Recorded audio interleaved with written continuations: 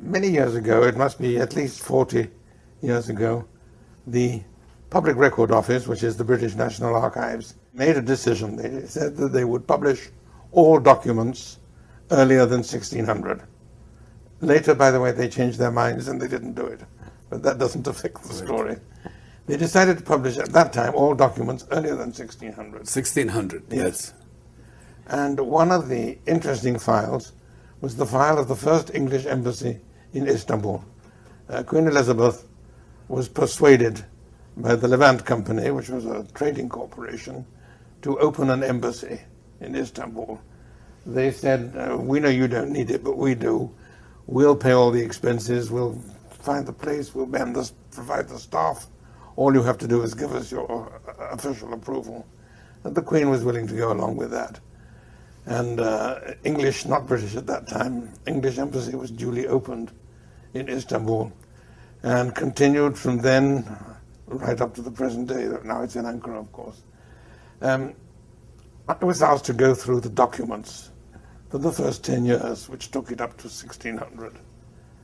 Now you can imagine that in the 1590s, there was not a single person in England who knew any Turkish.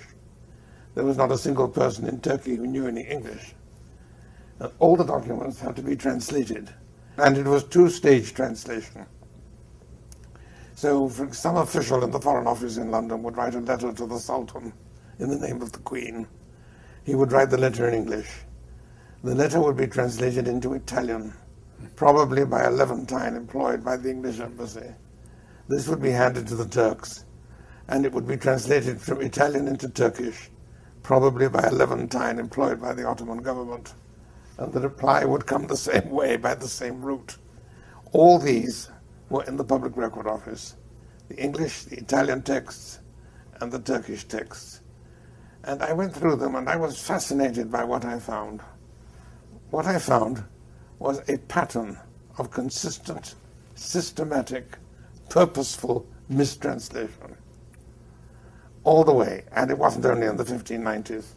I was curious enough to follow it into later files, and it went right on through the 17th, 18th centuries.